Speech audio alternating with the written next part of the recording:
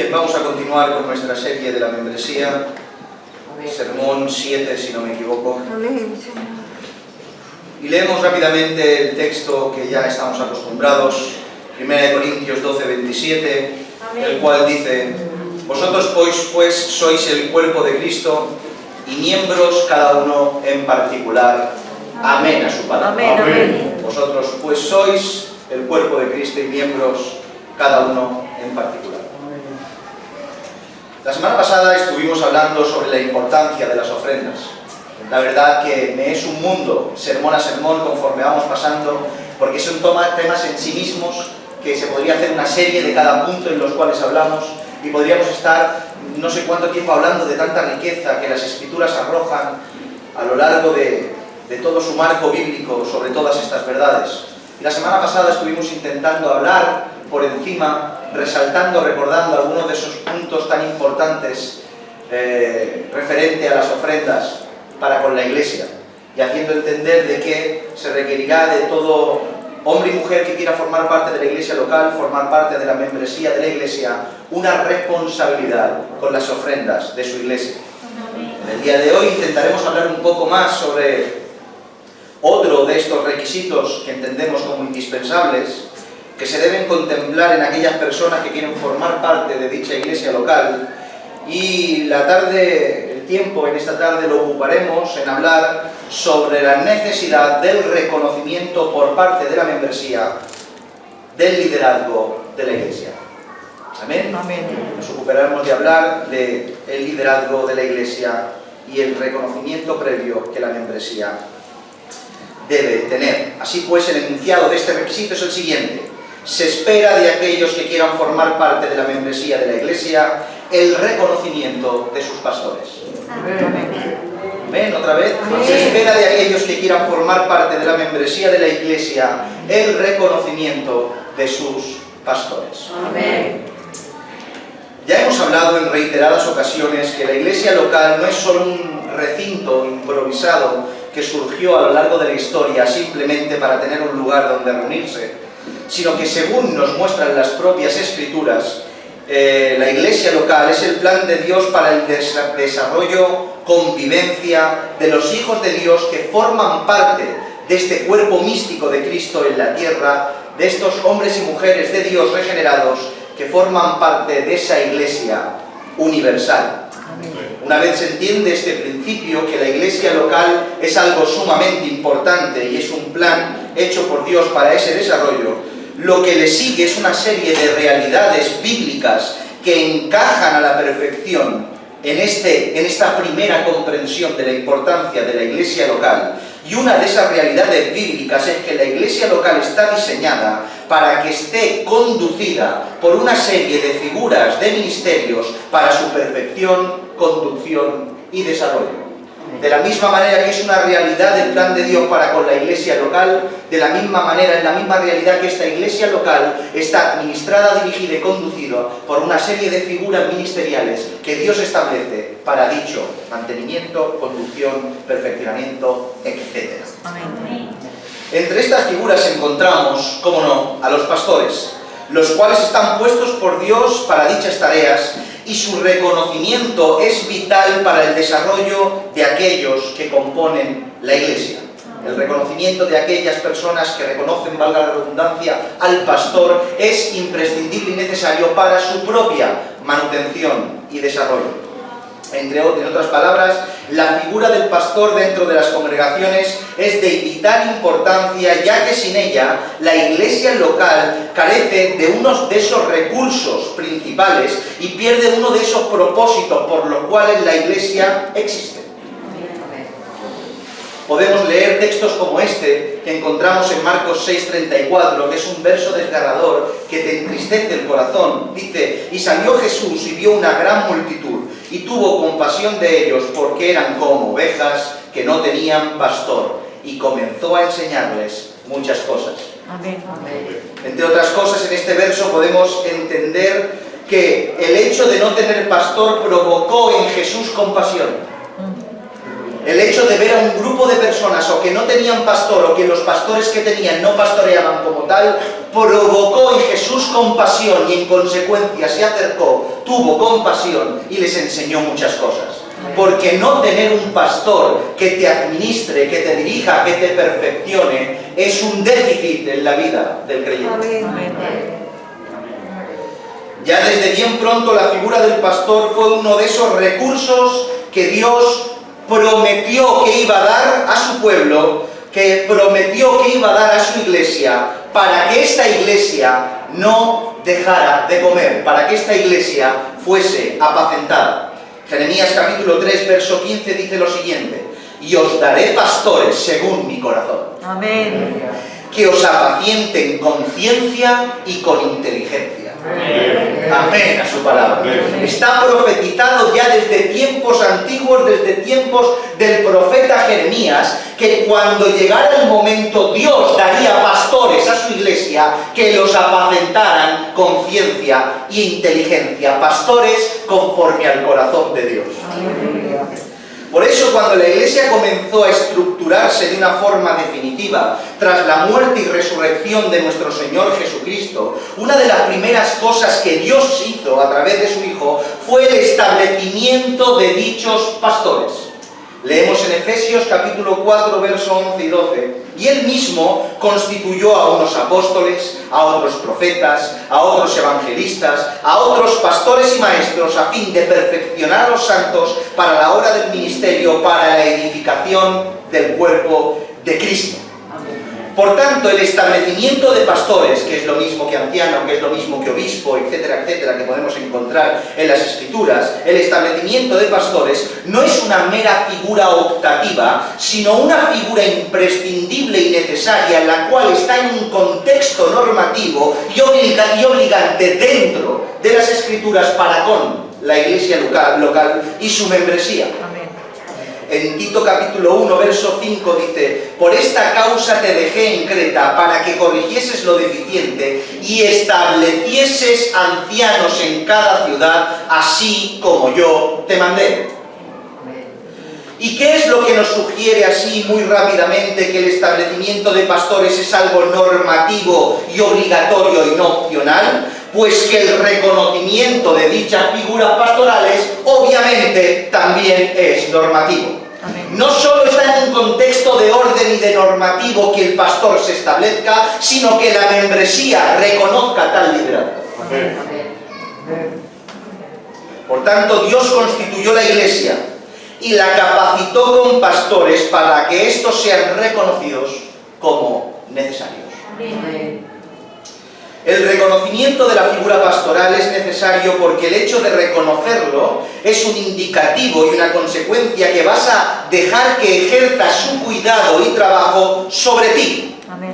Y dicho trabajo es imprescindible para el desarrollo de tu propia persona. Una persona que no reconoce la figura pastoral inmediatamente se entiende de que no va a recibir su pastoreo. Pero la persona que lo reconoce, obviamente está dispuesta a recibir todo lo que del pastor vaya a ofrecerle. Por tanto, ese reconocimiento es vital y nos muestra que esta persona va a recibir algo que es indispensable para su vida. En absoluto hoy vamos a hablar de los requisitos y labores del pastor, ya que el enfoque del pastor hacia la iglesia no es el tema de hoy, sino más bien el enfoque de la iglesia hacia el pastor. No obstante, atendamos algunas cosas que creo necesarias resaltar. En primer lugar, podemos ver que cuando un pastor lo es, y lo es de verdad, no ejerce su ministerio cual presidente de una empresa, sino como aquel que debe dar cuentas. En Hebreos capítulo 13, verso 17 dice: obedeced a vuestros pastores y sujetaos a ellos, porque ellos velan por vuestras almas como quienes han de dar cuenta. En muchas ocasiones nos fijamos en el pastor como una figura autoritaria que tiene la plena libertad de ejercer su poder cual dictador, como si no tuviera que dar cuentas a nadie. El pastor está ahí por encima de toda autoridad dentro de la congregación y claro, es fácil, no tiene que dar cuentas a nadie, pero todo lo contrario, tiene que dar cuentas de lo que hace contigo y de tu persona al Padre Celestial, al Omnipotente. Por tanto, que el pastor tenga que dar cuentas de su labor a Dios Todopoderoso es una garantía para nosotros que somos pastoreados y a su vez un hecho que nos hace mirar a nuestros pastores de una manera diferente y cómo podríamos, de una manera diferente como podríamos quizá contemplar al jefe de nuestra empresa. Lo miramos de una manera diferente porque entendemos que no está puesto ahí por gusto, que está puesta por imposición divina y tiene que dar cuentas y dará cuentas de todo lo que hace para con tu persona. Madre mía, pobres pastores.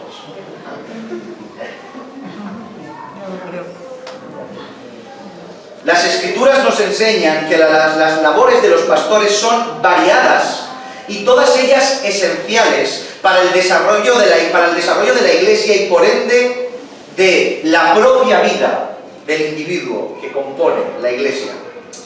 En primer lugar, solo con ver los requisitos necesarios para poder ejercer dicho ministerio, ya es una clara declaración de intenciones en cuanto a la importancia y a la labor que estos pastores van a desempeñar a lo largo de su vida dentro de la congregación local donde están puestos por Dios. Permítanme leérselo y tener paciencia para poder desarrollar el tema en esta tarde. 1 Timoteo capítulo 3, versos del 1 al 7 dice lo siguiente: palabra fiel, si alguno anhela obispado, buena obra desea, pero es necesario que el obispo sea irreprensible, marido de una sola mujer, sobrio, prudente, decoroso, hospedador, apto para enseñar, no dado al vino, no pendenciero, no codicioso de ganancias deshonestas, sino amable, apacible, no avaro, que gobierne bien su casa, que tenga a sus hijos en plena sujeción con toda honestidad, pues el que no sabe gobernar su propia casa, ¿cómo cuidará de la Iglesia de Dios?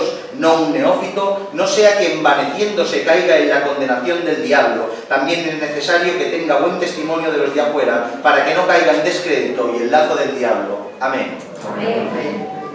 Las propias designaciones, los propios requisitos que necesita un pastor para ejercer su ministerio ya son un claro indicativo de la importancia que tiene esta figura dentro de la congregación para ejercer su labor, ya que necesita unos requisitos increíbles para poder ejercerlos como Dios demanda. Por tanto, ya esos requisitos dan la cuantía de la importancia que tiene su ministerio dentro de la Iglesia. ¿Sí? Por otro lado, las propias nomenclaturas de dicho liderazgo ya nos hablan de que su labor es brutal dentro de la congregación. A lo largo de la historia, a la figura del pastor se le conoce con diferentes nombres. Por un lado, obispo. Y esto tiene que ver con sobrevedor, como la atalaya, aquella persona que se pone en lo alto de un lugar para observar de lejos los problemas y enemigos que vienen a acechar al pueblo. Por tanto, es una atalaya y tiene la responsabilidad de velar por el pueblo que vigila. Mientras que todos pueden dormir, él no lo puede hacer. Por otro lado, se le conoce como la figura de anciano, una figura de experiencia, de madurez y de sabiduría. Por otro lado, se le llama en Apocalipsis ángel, que tiene que ver con el mensajero de Dios. Un ángel, un malach, tiene que ver con el mensajero de Dios y escribe al ángel de la iglesia fulanito de tal, al pastor de la iglesia fulanito de tal. Por tanto, el pastor viene a ser un mensajero de lo que Dios quiere hablar. Y por otro lado, como no, pastor, que es la figura más representativa que vemos en las Escrituras, más ligada al oficio de nuestro Señor Jesucristo y que más dulzura provoca. Porque no hay nada más maravilloso que ver a un pastor como cuida sus ovejas. Amén. Y así llamaron a nuestro Señor Jesucristo y para nosotros no somos dignos de que se nos llame así. Porque ya tiene el título Él y no lo merecemos ninguno. Amén. Podríamos pasarnos la tarde analizando textos al respecto de la importancia, labores y el necesario aporte a las vidas de los creyentes por parte de la figura pastoral, pero solo resaltar algún texto, alguno de ellos.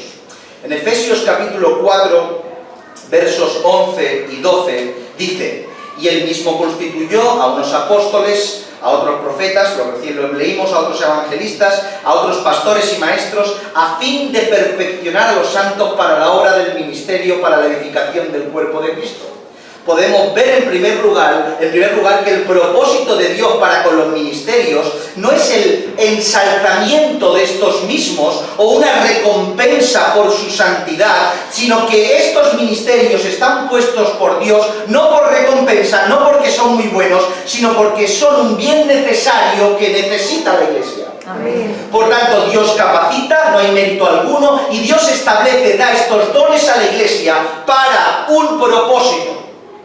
O sea, que los pastores no son pastores por méritos propios o porque algo es increíble, sino que están puestos para un fin. No son ellos el fin en sí mismo. Y el fin es la perfección de los santos.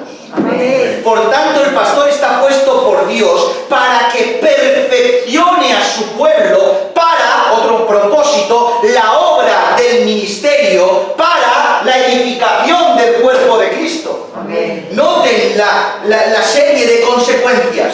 Dios capacita a un hombre, le da dones, lo lleva a la iglesia para perfección y para la edificación del cuerpo de Cristo y para la obra del ministerio. Amén. Por tanto, fíjense la importancia de la figura pastoral dentro de una congregación local. El pastor, dado por el Espíritu Santo, tiene la capacidad por medio de la Escritura de perfeccionar. Y esto significa, poco a poco, por la palabra, ir transformando a la congregación a la imagen de su Hijo. Amén. Amén. Por tanto, queda claro no solo que las Escrituras nos enseñan la obligación de establecer pastores en las congregaciones, sino que nos muestran claramente para qué están puestos y, por ende, la gran necesidad de su reconocimiento y aceptación para que ellos libremente, o sea, los pastores, puedan ejercer su ministerio en favor de la Iglesia. Amén. ¿Hasta aquí hemos entendido? Amén. Pero vivimos en un tiempo en que la desobediencia a las Escrituras y la influencia anárquica que esta sociedad nos aporta genera en la membresía una cada vez más clara falta de reconocimiento a la figura pastoral. Esta conducta insumisa es en parte consecuencia de nuestra propia naturaleza y en parte producto de una sociedad cada vez, como hemos dicho y repito, más anárquica. Podemos observar cómo esta sociedad cada vez se intenta alejar cada vez más de estos principios morales que regulan la conducta. A lo largo de la historia han regulado la conducta de la humanidad y a su vez cualquier líder que intenta recuperar estos principios morales, estos principios que regulan dicha conducta, son señalados, denigrados y expulsados. No quieren tener la sociedad líderes así. Parece que esta sociedad quisiera construir una sociedad sin ley, para que cada cual ejerciera y practicara aquello que bien le pareciera como correcto y que todo tuviera que ser válido. Y parece ser que no queremos ni leyes, que no queremos líderes, no queremos normas y que cada uno haga lo que bien le parezca. Y créanme que esta sociedad va por ese camino.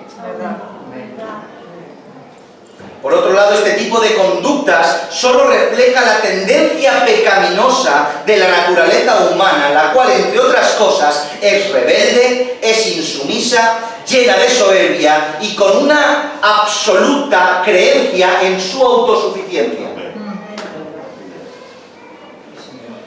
Pues estas verdades que se ven en la sociedad, en más ocasiones de las que nos gustaría, las vemos reflejadas en conductas que deberían ser atípicas dentro de la congregación. Gente que es incapaz de someterse a las figuras de autoridad, a no ser que éstas enseñen exactamente lo que ellos piensan y que este pastor vaya en consonancia perfecta con mi conducta, actitud, pensamiento, cultura, etc. Si tengo un pastor que hace exactamente y dice exactamente y piensa exactamente como yo, no tengo ningún problema. Pero a la que interponga la Escritura y vaya en contra de lo que yo pienso, entonces ya viene la madre mía. Han llegado a creer este tipo de personas dentro de la congregación que la figura pastoral es un mero mueble, decorativo, y que con decir tengo a Cristo y las Escrituras les es suficiente. Yo el pastor, pues no es de Dios y no tal, y yo no le, pero yo tengo a Cristo y tengo las Escrituras. es completamente absurdo, ya que Cristo y las Escrituras te ordenan, te mandan de que tengas un pastor y te sometas a él.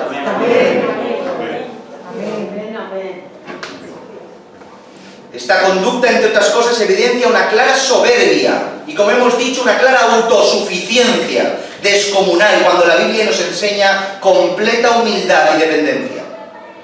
Y lo que es peor, este tipo de conductas reflejan algo en estas personas, y es que estas personas en realidad lo que quieren no es no someterse al pastor o no tener responsabilidades. Lo que no quieren es que las Escrituras les sean impuestas. Por tanto, huyen de todo objeto, persona, lugar y situación que le empujen a tener un compromiso con lo que la Escritura le exige. Por tanto, huyo de todo aquello que me provoque a mi vida una exigencia. Reconocer la figura pastoral es reconocer que tienes a alguien que te guía y te enseña aquello que debes o no debes hacer. Y por tanto te pones en la tesitura de tener que dar cuentas no solo a Dios independientemente, sino a tu pastor y a tu iglesia. Por tanto, que aquella persona que quiere ser independiente, autosuficiente, huye de la figura pastoral y no la reconoce, porque si sabe que si la reconoce tiene que dar cuentas de sus acciones a su pastor, que es el que lo enseña y lo guía. ¿Cómo pues podemos ver en otros o quizá en nosotros mismos estos rasgos de falta de reconocimiento pastoral? Obviamente por lo claro, pero eso no es lo tan habitual. No va a venir alguien y va a decir: pastor, no te reconozco, no eres mi pastor, quiero estar aquí, no te quiero hacer ni caso. Es muy extraño ver eso. Pero sí que lo vemos con aspectos más difíciles de distinguir, que son más sutiles y que no siempre es esta falta de reconocimiento clara y explícita. O sea, no lo hacen de esta manera tan clara, sino que van de otra manera y se percibe en esta sutileza su rechazo a la figura pastoral. Por ejemplo, no se cuenta con el pastor para tomar decisiones importantes de continuo. No estoy hablando que a ver qué pasta de dientes me voy a comprar hoy, voy a llamar al pastor, sino decisiones importantes en tu vida que dependen tu estabilidad en estas decisiones. No se hace caso a aquello que se aconseja de parte del pastor, se escucha pero por un oído entra y por otro sale. No se atienden a los sermones ni se le da el valor que estos tienen. O sea, se escuchan los sermones como si fueran el telediario de las 3 de la tarde y mañana otro telediario, y no se atienden ni se valoran las enseñanzas desde aquí, desde el pastor, que se imparten. O, por ejemplo, eluden sutilmente la voz del pastor con continuas excusas de por medio cada vez que el pastor los reclama para ejercer o para hacer algún tipo de labor. Todas estas sutilezas que a veces parecen inadvertidas, quizá subyacen a una conducta que está en el corazón de la persona, que bien o es que está muy mal espiritualmente y su pecado los tiene en una situación de desobediencia, o que en realidad no afectan, en realidad en su corazón, la figura pastoral.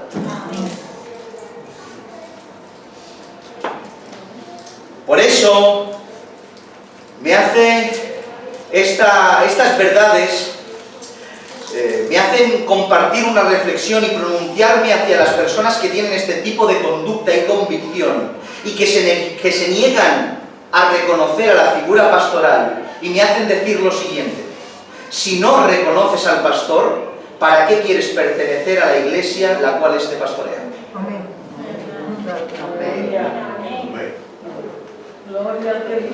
Me hago yo pensar eso.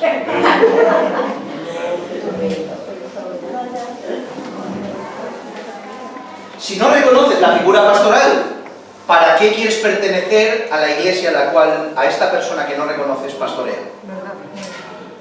Lo paradójico de todo esto, y continuamos, lo paradójico de todo esto es que la iglesia forma parte, esto escúchalo porque es increíble. Lo paradójico de todo esto es que la iglesia forma parte de la elección y supervisión de sus líderes. Por tanto, ejerciendo nuestros derechos como iglesia y nuestras responsabilidades para con los pastores, ¿qué sentido tiene, una vez somos nosotros los que elegimos según las Escrituras, no querer someternos a ellos? ¿Y qué sentido tiene, si una vez los hemos elegidos, no asiarnos de los recursos que la Biblia nos da para reprender a nuestros pastores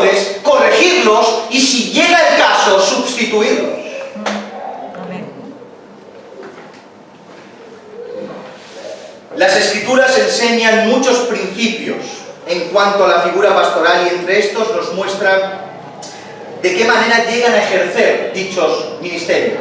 O sea, las Escrituras nos muestran los principios que ponen a una persona desde que nace de nuevo hasta el momento de ser pastor de una iglesia. Por un lado tenemos el anhelo de la propia persona, la cual desea servir al Señor con dicha labor. Yo siempre hago una broma en cuanto hablo de esto, cuando Pablo dice, y es que cuando Pablo dice el que anhela obispado buena obra desea, yo digo en broma que lo hace sarcásticamente, porque nadie en su sano juicio, conociendo lo que es ser pastor, voluntariamente desearía serlo. ¿Quién en su sano juicio diría anhelo obispado? Estás loco, es imposible. Pero hablando en serio, yo creo que este deseo no necesariamente es el deseo de afrontar dicha responsabilidad. O sea, cuando Pablo dice el que anhela obispado buena obra desea, yo lo entiendo, al menos a mi experiencia personal, no es que deseo ponerme al frente de esta labor, sino que anhelo obedecer por lo que Dios me ha puesto delante. Amén. O sea, no quiero, Señor, por favor evítamelo, pero si tú quieres, heme aquí, envíame. Amén. Por tanto, el anhelo no tiene tanto que ver con lo que vas a hacer que te gustaría evitarlo, el anhelo tiene que ver con obedecer al Padre que te pone. Amén. Así es como lo entiendo en mi corazón, o al menos lo que me llevó a mí a pastorear. Por otro lado, aparte del anhelo, se requieren ya los requisitos mencionados para poder ejercer dicha función, lo cual nos dice algo muy significativo, y es que cuando Dios pone el deseo en tu corazón y te empuja a pastorear, evidentemente te dará las capacidades para poder cumplir los requisitos que la Escritura establece. Amén. Van cogidos de la mano la voluntad de Dios, apoyada en la obediencia consecuente del hombre y en la previa y posterior cualificación para ejercer ese ministerio. Estas verdades que acabamos de hablar desembocan a algo que debemos entender y que nos ayudará aún más en nuestro reconocimiento en cuanto a la figura pastoral. El pastor, a pesar de todo lo mencionado, no se autoproclama y se establece como tal. Un pastor no decide él unilateralmente pastorear una iglesia, se autoproclama como pastor, sino que es Dios mismo y la iglesia quien lo establece. Ya leímos como el Padre mencionó proféticamente que así lo harían. ¿Recuerdan? Jeremías 3:15. Y os daré pastores según mi corazón. Eso dijo el Padre Celestial.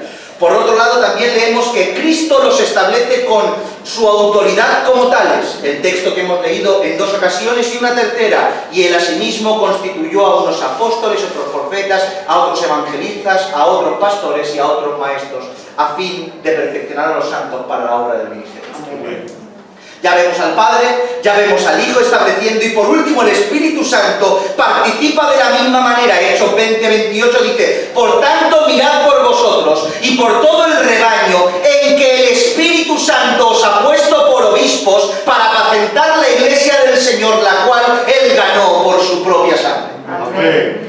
Por tanto, podemos ver y queda claro que el Padre Todopoderoso escoge y pone y establece al ministro que tiene que estar liderando en una congregación, ¿sí? Amén. Pero por otro lado, esta designación que procede del Padre se establece por medio de la propia congregación.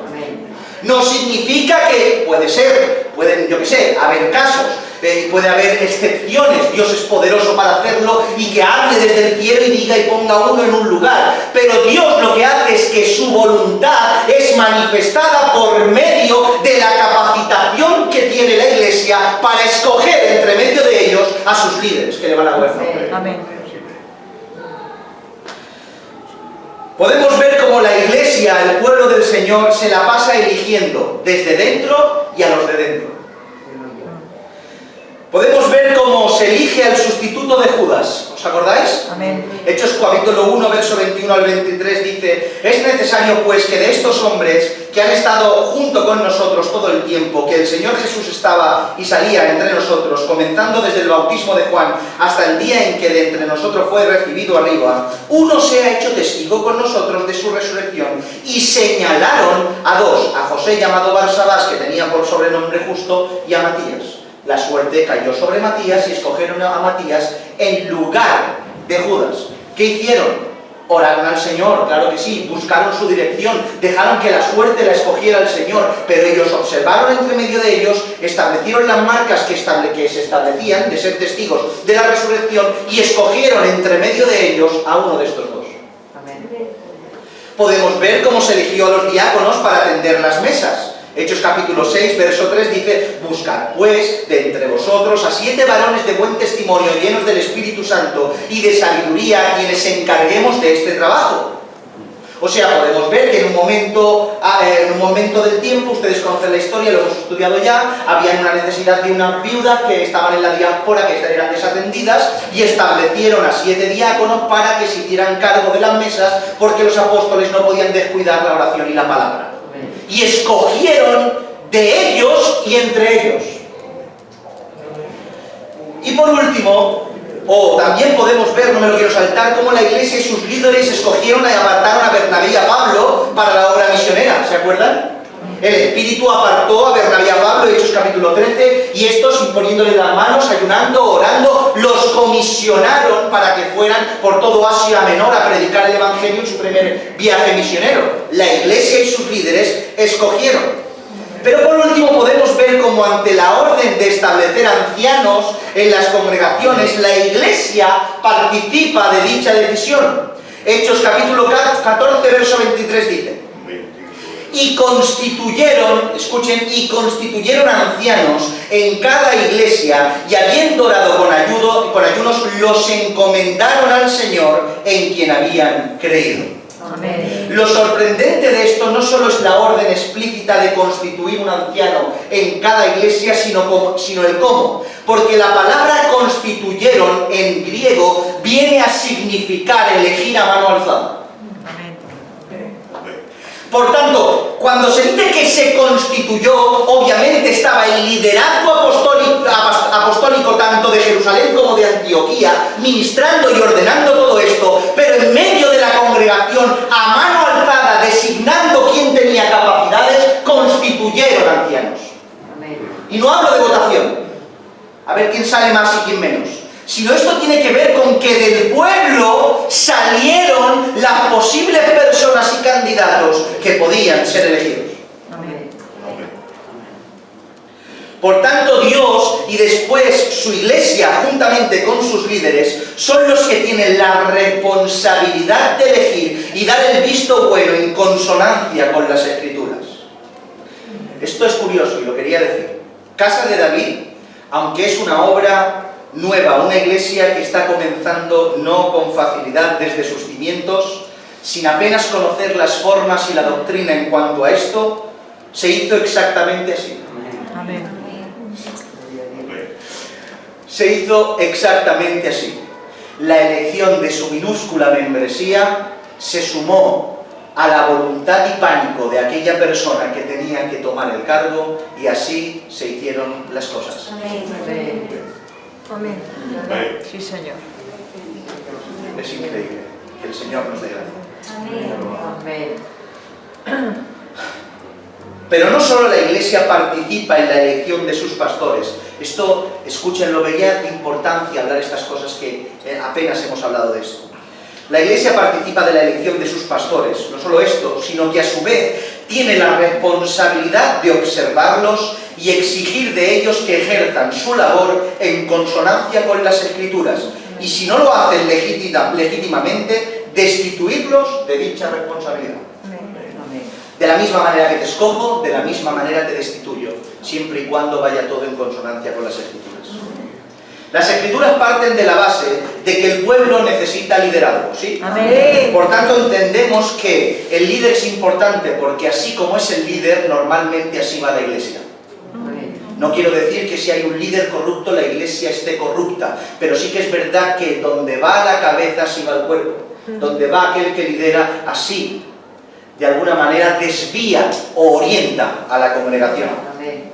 Mateo capítulo 15, verso 14 dice: dejadlos, son ciegos guías de ciegos, y si el ciego guiare al ciego, ambos caerán al hoyo. Por tanto, fíjense la importancia de un líder con dos ojos bien abiertos. Por tanto, necesitamos necesariamente no solo elegir bien a nuestros líderes, sino ser capaces de reprenderlos e incluso, si llega el momento, destituirlos si reiteran en su pecado y su falta de arrepentimiento. Amén. Tenemos que entender, en primera instancia, que por un lado nuestros pastores también son parte del redil. Amén. Y tienen debilidades, y tienen errores, y se van a equivocar 100.000 veces. Un pastor no es infalible, y no encontrarás ninguno sobre la faz de la tierra. Cometemos errores y los cometemos muy de continuo. Y por ende, necesitamos ayuda de nuestros hermanos. Gálatas capítulo 6, verso 1, no está exento el pastor de estas verdades. Hermanos, si alguno fue sorprendido en alguna falta, vosotros que sois espirituales, restauradle con espíritu de mansedumbre, considerándote a ti mismo, no sea que tú también seas tentado. Esto no es solo para la iglesia y el pastor se queda fuera. Si hay una deficiencia por parte del pastor, vosotros que sois espirituales, restauradlo con espíritu de mansedumbre. Aleluya. No obstante, también nos encontraremos con pastores que no solo cometen errores, lo cual es normal, sino que tienen una conducta pecaminosa que va mucho más allá. Por un lado, ejercen con altivez y conveniencia la responsabilidad que el Señor les ha puesto, enseñoreándose del rebaño. Cuando las Escrituras dicen, en 1 de Pedro, capítulo 5, versos 2 y 3, dicen: apacentad la grey de Dios que está entre vosotros, cuidando de ella, no por fuerza, sino voluntariamente, no por ganancia deshonesta, sino con ánimo pronto, no como teniendo señorío sobre lo que está a vuestro cuidado, sino siendo ejemplos de la grey. Amén. Tremendo. Por otro lado, encontramos pastores que no ministran conforme la autoridad de las Escrituras, sino con su propia autoridad, lo que nos lleva a no poder obedecerles, porque te quieren llevar según su propio criterio, negando no solo, sino contradiciendo los principios bíblicos, lo cual obliga a la iglesia a no poder, no querer, no poder obedecer a sus pastores. Quiero, pero no puedo. Y vemos en Hechos capítulo 4, versos 18 y 19, y llamándolos, les intimaron en que en ninguna manera hablasen ni enseñasen en el nombre de Jesús. Vemos a Pedro, a los discípulos, delante de la cátedra, de la Yetse, del Sanedrín, que les estaban dando una prohibición desde el mando directo superior. Pero ellos no es que no quisieran, es que no podían obedecer. Mas Pedro y Juan respondieron diciéndoles: juzgad si es justo delante de Dios, obedeceros a vosotros antes que a Dios. Amén. Por tanto, ante esta situación, las Escrituras nos ofrecen mecanismos como los que encontramos en Mateo 18, para que con algunas cláusulas añadidas en base de aplicar esto a los pastores, se ejerza la disciplina correspondiente. ¿Cuántos se acuerdan de lo que Mateo 18 establece? Llámalo a solas, si ha pecado. Después le dice, si no te hace caso, ves con un testigo, a ver si entre los dos podéis hacer algo. Si no hace caso, pues delante de la congregación y de los líderes, y si al final no quiere arrepentirse, tenlo por gentil y publicano. Por tanto, estos mecanismos, sumados a estos que encontramos en 1 de Tito capítulo 5, versos 19 y 20, lo cual dice así: contra un anciano no admitas acusación sino con 2 o 3 testigos. Y a los, noten lo que dicen, y a los que persisten en pecar, repréndelos delante de todos, para que los demás también teman. Amén. Amén.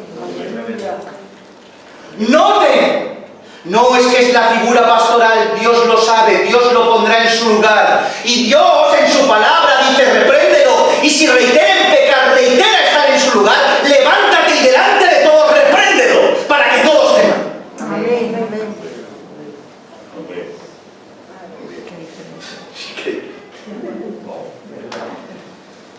Así pues, podemos ver cómo las Escrituras capacitan a las congregaciones no solo para la elección correcta de sus pastores, sino para la corrección y expulsión, si cabe, son extremos, de los mismos. Así pues, no nos hemos desviado. Si las Escrituras dan a la Iglesia dicha responsabilidad, la falta de sometimiento sin más no tiene ningún sentido. Solo muestra la desobediencia e insurrección por parte de la persona a En otras palabras, si Dios, por medio de su iglesia, te da la capacidad para elegir a tus líderes y de alguna manera reprenderlos, y si no vienen al orden, destituirlos, la queja ya no tiene sentido. Amén. El quedarte sin hacer nada no tiene razón de ser. El no reconocer la figura pastoral no tiene sentido si no hay una acción consecuente. Por tanto, aquel que se queja, que no se somete sin hacer nada, está desobedeciendo la palabra de Dios, ya que Dios previamente le dio capacidad para elegir y posteriormente le da capacidad para reprender. Amén, amén. Por tanto, ¿qué sentido tiene? Es que el pastor no hay quien lo aguante. Pues, ¿no lo escogisteis? Seguramente no. Seguramente se hizo mal y no. Pero no lo escogisteis. Bueno, pues no te doy mecanismos para que hagas cosas. Hazlas. Ves con amor, repréndele, ayúdale, exhórtale. Y si reiteran pecar, hablar y hacer las cosas. Por tanto, ¿dónde queda el no reconocer la figura pastoral sin hacer nada en personas que en realidad lo que no quieren reconocer es a Dios y su palabra? Amén. ¿Habéis entendido ahora por qué? Aleluya. Tenemos que seguir, mis hermanos, no puedo dejar esto a medias. Aleluya. Llegados hasta aquí, sabiendo que las Escrituras nos enseñan que deben haber pastores, de que estos están designados por Dios y por la propia Iglesia, que a su vez están puestos para nuestra perfección, y que la falta de reconocimiento a su liderazgo son distintivos de una vida llena de desobediencia, por último haremos la pregunta: ¿qué es lo que dice la Escritura en cuanto a la conducta adecuada de la congregación para con sus pastores? ¿Qué es lo que resalta la Escritura para que la membresía de la Iglesia tenga una conducta adecuada para con sus pastores, más allá de lo que en consecuencia hemos mencionado ya?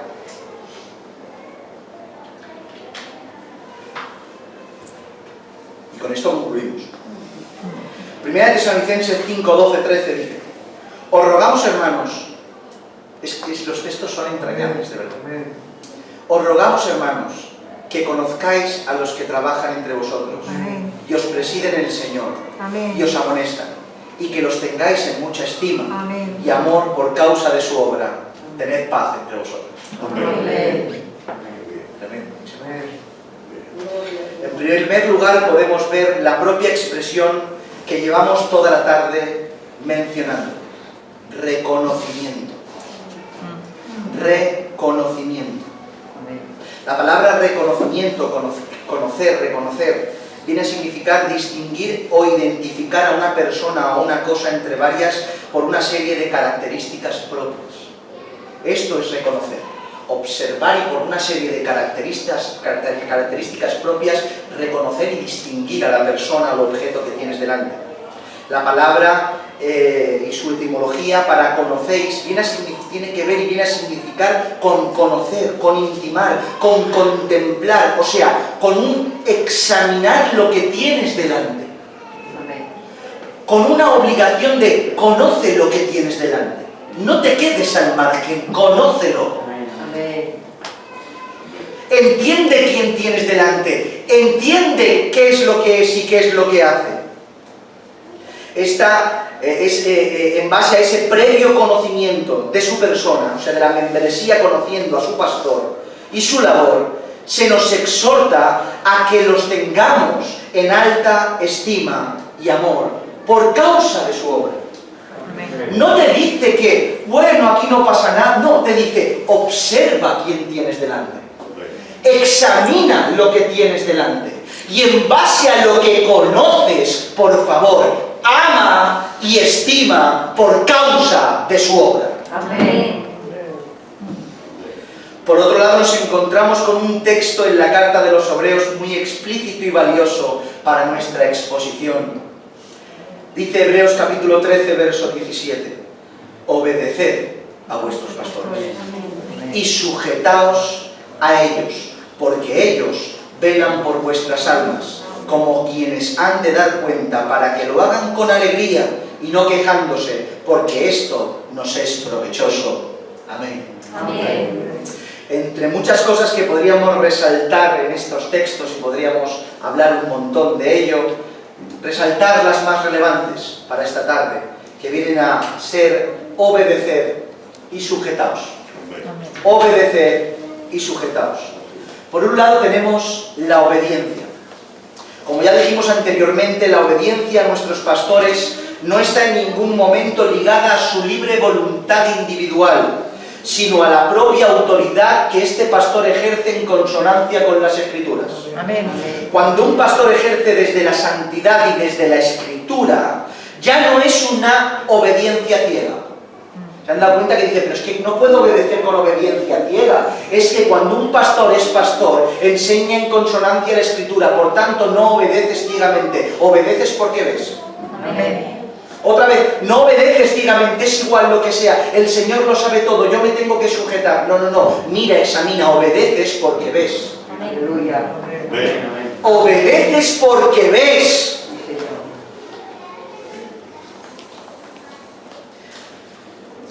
Como pueden observar, el contexto que no está en ningún momento en tono sugerido, sino que está en tono de mandamiento. ¿Se han dado cuenta? No es, bueno, si tú quieres, obedece y sujétate. No, no, no. Te ordeno que así lo hagas. Obedeced. Sujetaos. No es algo opcional a la libre voluntad de la membresía. Es una orden directa que cuando el pastor tiene los requisitos necesarios y ejerce su labor conforme a las Escrituras, no tienes opción. O obedeces o te sujetas o pecas. La palabra que encontramos para obediencia es tremenda, porque entre otras cosas tiene que ver con convencer. Esto cuando lo he escuchado, se lo he escuchado a su jefe, Michelle, creo, no me acuerdo. He leído a un montón de autores en esta semana y no me acuerdo bien. No sé si lo oí o se lo escuché a uno de ellos. Dice que me llevaba que la palabra obediencia tiene que ver con convencer. Y es interesante ya que la obediencia de la membresía se adquiere por medio de la exposición de la verdad por medio de su palabra. O sea, la obediencia de la membresía se obtiene cuando el pastor expone la palabra, y por cuanto expone la palabra, la membresía en consecuencia, la verdad de la palabra, obedece. Por tanto, nosotros por medio de la enseñanza de las Escrituras adquirimos la obediencia y nos ganamos la obediencia del pueblo. No por la autoridad, la don de gente, la chequera y la sabiduría y la picardía, no, no, así te ganas a los carnales, pero a los que son suyos los ganas por la Escritura. Por la Escritura los ganas, porque les enseñas la verdad y ellos no te obedecen a ti en ese sentido, obedecen a Dios por su palabra y por su siervo que lo ha puesto. Por otro lado está la sujeción, que tiene que ver con ceder, con sometimiento, con un ponerse debajo del cuidado de. Sujetarse es ponerse debajo, en sometimiento, debajo del cuidado de la figura pastoral que está cuidando. John Owen hace una diferencia entre la obediencia y el sujetarse, aludiendo a que mientras la obediencia tiene que ver con la sumisión e impartimiento de la palabra de Dios, mira, no era de su jefe Michelle, era de John Owen, ya ni me acordaba. El sujetarse, anda que no van años de diferencia, ¿eh? El sujetarse tiene más bien que ver con la posición de autoridad que el pastor ejerce sobre ti. O sea, John Owen plantea, a raíz de las raíces etimológicas de las palabras, que mientras que la obediencia tiene que ver con la imposición de la verdad de la palabra, la membresía, y la membresía en consecuencia obedece a la palabra, la sujeción tiene que ver más con la posición de autoridad que tiene el pastor, que va más allá con la enseñanza explícita de la palabra. Me explico. No necesariamente un pastor tiene que darte el verso exactamente bíblico en el cual exprese una verdad que quiere imponerte para que ésta no sea obedecida. Me explico en esto. Sí, obviamente no puede estar en desacorde con la palabra o que contradizca las Escrituras, pero sí que tiene que ver con lo siguiente. A lo mejor la palabra, para ponerles un ejemplo, no está explícitamente que camines por ciertos lugares. Y ahora tu pastor te dice, te aconseja y te orienta de que no pases por esos lugares por ciertas consecuencias y por evitarte ciertos peligros. Aunque explícitamente no esté el versículo, solo el mero hecho del pastor que está en una autoridad por encima de la tuya y la Escritura te enseña que te sujetes es suficiente para que su santidad, integridad, ejemplo y Biblia sean suficientes para que, aunque no haya un texto explícito, te sometas y obedezcas. Amén. De ahí a las dos diferencias entre obediencia y sujeción. Obediencia y sujeción. Por tanto, el reconocimiento pastoral, y ahora sí que es verdad que terminamos, y estas cosas a mí me asfixian el hablarlas, me asfixian el hablarlas, y cuánto me gustaría que fuera otro quien las predicara, y yo fuera aquel que aprendiera y se sujetara y obedeciera en este sentido. Créanme que es por impuesta necesidad que estoy aquí.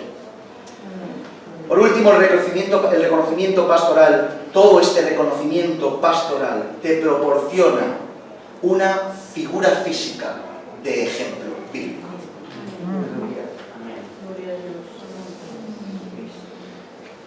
Cuando Cristo paseó por aquí, por la tierra, todo el tiempo que estuvo aquí, aquellos que le acompañaban no solo disfrutaban de sus enseñanzas, sino que podían contemplar en su vida la figura perfecta a poder imitar. Y el Señor, aunque infinitamente inferior y no se puede ni comparar, ha establecido de que nosotros, como hijos de Dios, seamos cartas escritas expedidas, seamos mensajes que no hablan sino caminan, y seamos ejemplos para nuestros hermanos. Amén. Pablo en cierta ocasión dijo: sed imitadores de mí como yo soy de Cristo. No solo dijo aprended lo que yo os enseño, y Pablo enseñaba mucho, sino también aprended por cuanto yo vivo, porque yo, al imitar a Cristo, soy una figura material, la cual vosotros podéis ver y tomarla como ejemplo para imitar. Amén. Por tanto, el pastor, miren lo que dice las Escrituras, Hebreos 13:7. Acordaos de vuestros pastores, que os hablaron la palabra de Dios. Considerad cuál haya sido el resultado de su conducta e imitad su fe. Amén. Amén. Considerad e imitad. Considerad e imitad. Acuérdate de tu pastor. Considera e imita. Amén. Y no significa imita sin considerar, porque a veces consideras y ves a alguien que no se puede ni respirar como él. Las bocanadas las tienes que dar a contrarreloj, porque hasta respirar como él es malo. Pero uno tiene que considerar quién tiene delante e imitar. Por tanto, aquella persona que no reconoce la figura pastoral deja de tener delante de él esa figura representativa de ejemplo, la cual imitar. Amén.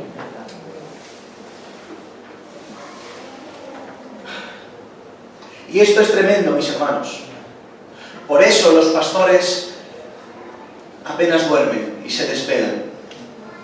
Y a veces estamos así y nos ponemos a llorar. Y a veces nos levantamos y nos gustaría irnos. Y a veces no queremos estar aquí, porque en muchas ocasiones no somos ejemplo de nada. Padre, ten misericordia, Señor.